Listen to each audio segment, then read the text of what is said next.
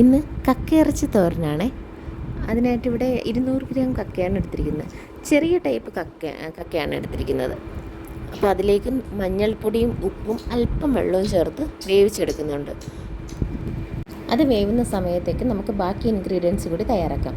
അരപ്പിനായിട്ട് തേങ്ങ, മുളക് പൊടി, മഞ്ഞൾപ്പൊടി, അല്പം കുരുമുളക് പൊടി, അല്പം ജീരകം, ഇതെല്ലാം കൂടി ചേർത്തൊന്ന് ചതച്ചെടുക്കുന്നുണ്ട്. ഇനി വേണ്ടത് കുറച്ച് ചെറിയ ഉള്ളി, ഇഞ്ചി, വെളുത്തുള്ളി, പച്ചമുളക്. ഇവിടെ കക്കയൊക്കെ അത്യാവശ്യം വെന്ത് വന്നിട്ടുണ്ട്. നമുക്ക് ഈ ചട്ടിയിൽ നിന്ന് ഇത് മാറ്റിയിട്ട് ഇതിലേക്ക് തന്നെ തോരൻ തയ്യാറാക്കാം. അതിനായിട്ട് ചട്ടിയിലേക്ക് അല്പം വെളിച്ചെണ്ണ ഒഴിച്ചു കൊടുത്തിട്ടുണ്ട്. വെളിച്ചെണ്ണ ചൂടായി വരുമ്പോഴേക്കും നമുക്ക് കടുക് ഇട്ട് കൊടുക്കാം. അതിലേക്ക് ഇഞ്ചിയും വെളുത്തുള്ളിയും ചെറിയ ഉള്ളിയും അല്പം കറിവേപ്പിലയും പച്ചമുളകും ചേർത്ത് വഴറ്റിയെടുക്കാം. ഇനി നമുക്ക് വേവിച്ച് വെച്ചിരിക്കുന്ന കക്ക അതിലേക്ക് ചേർത്ത് കൊടുക്കാം. ഒപ്പം തന്നെ നമ്മൾ ചതച്ചെടുത്ത് വെച്ച അരപ്പും ആവശ്യമെങ്കിൽ അല്പം ഉപ്പും ചേർത്ത് വഴറ്റിയെടുക്കാം. നമ്മുടെ കക്കത്തോരൻ ഇവിടെ റെഡി ആയിട്ടുണ്ട്. ഇനി മറ്റൊരു റെസിപ്പിയായിട്ട് കാണാം.